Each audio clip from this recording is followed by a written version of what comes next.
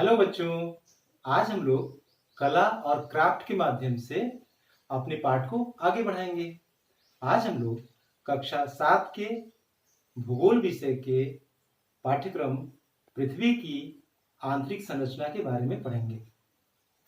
सबसे पहले पृथ्वी की आंतरिक संरचना को समझने के लिए हम लोग इस 3D क्राफ्ट वर्क को देख लेते हैं, जहां से हम स्पष्ट कर पाएंगे कि पृथ्वी अंदर से कितने लेयर में बटी हुई है।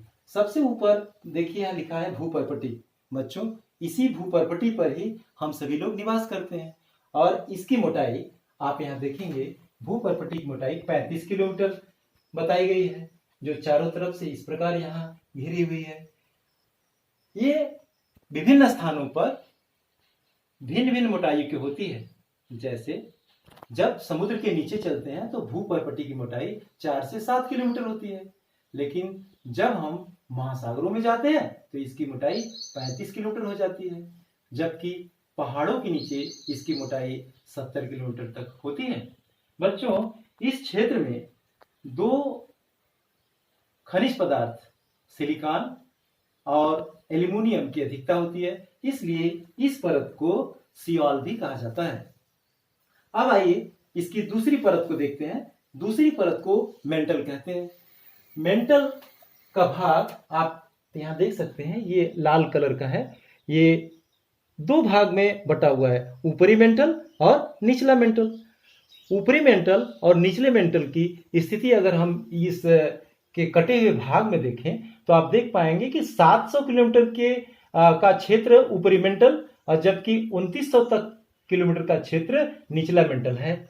बच्चों, मेंटल और भूपर्पटी के बीच की जो लाइन है, इसको मोहरविक भूवैज्ञानिक है, ये इन्होंने खोजा था, इसलिए इस लेयर को मोहो डिसकंटिन्यूटी लेयर भी कहा जाता है।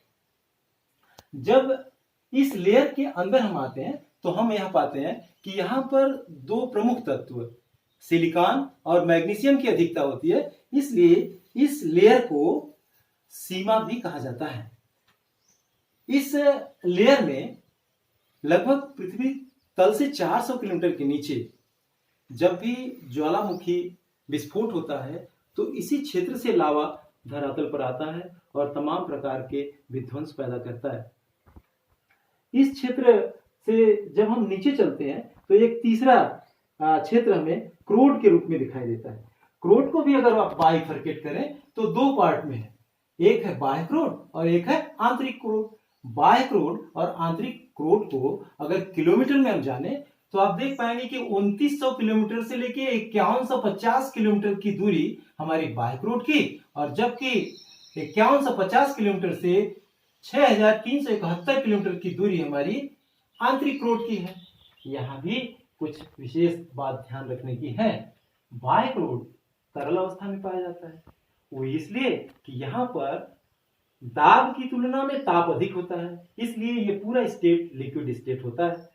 इसके ठीक नीचे जो आंतरिक क्रोड है, ये ठोस अवस्था में पाया जाता है। क्यों? क्योंकि यहाँ पर ताप के बनस्पत दाब ज्यादा होता है, इसलिए ये स्टेट सॉलिड स्टेट पाया जाता है। और यहाँ पर बच्चों दो प्रमुख तत्व निकिल और आयरन की बहुलता होती है, इसलिए इसको निफे भी कहते हैं। तो इस प्रकार से हमने देखा कि भूपर्पटी को सियोल और मेंटल को सीमा और क्रोड को निफे भी कहते हैं, और ये पृथ्वी की आंतरिक संरचना की प्रमुख परतें हैं। इस प्रकार आप इसको चित्र बनाकर नामांकन करके इसके तत्वों और इसकी गहराई के बारे में अध्ययन कर सकते हैं। इस 3D मॉडल में आप देखिए, मैं आपको दिखाने का प्रयास कर रहा हूं कि ये पृथ्वी की जो तीनों लेयर है, आप विजुअलाइज करिए, कल्पना करिए कि ये जो लेयर है ये किस तरह से अंदर होगी। अगर इसको हम इस मॉडल के माध्यम से जानना चाहें, समझना चाहें, तो ये हम समझ सकते हैं। सबसे जो बाहर भूपर्पटी है, ये मेंटल है, ये क्रोड है। अगर आप इसको इस तरह से देखें तो आप स्पष्ट समझ पा रहे होंगे कि ये संरचना हमारी पृथ्वी के अंदर है, और हम चाहें तो इसको इस रूप में भी देख सकते हैं। एक और मॉडल मैं आपको दिखा रहा हूँ, ये बच्चों के द्वारा बनाया गया है और आप देख पा रहे हैं ये भी 3D दिखाई दे रहा है। ये इसको अंदर से चलते हैं, अंदर का ये क्रोड वाला भाग आपको पीले रंग का दिखाई दे रहा है, जिसमें बाह्य क्रोड और आंतरिक क्रोड है। और दूसरा भाग इसमें आप देख पा रहे होंगे मेंटल का भाग है, जिसमें ऊपरी मेंटल और निचला मेंटल है। और ये सबसे बाहर जिस पर हम रहते हैं, मानव जीवन संभव है, जो भूपर्पटी या अर्थ पृष्ठ का भाग है। और ये आउटर इसका रेंज है और इसमें आप इस तीनों को लगा के देख पाएंगे कि ये तीनों प्रमुख लेयर इस प्रकार से दिखती हैं। और इसको अगर इसे लंबवत काट दें तो हमें अध्ययन के लिए इस प्रकार की कुछ संरचना मिल जाएगी और इस संरचना को हम यहाँ लगा करके इसकी विशेषताओं को देख और समझ सकते हैं। तो मैं समझता हूँ कि आज के पाठ में आपको पृथ्वी की आंतरिक संरचना के, जहाँ तक लर्निंग आउटकम का सवाल है, आप इसके विभिन्न परतों का नामांकन कर सकेंगे।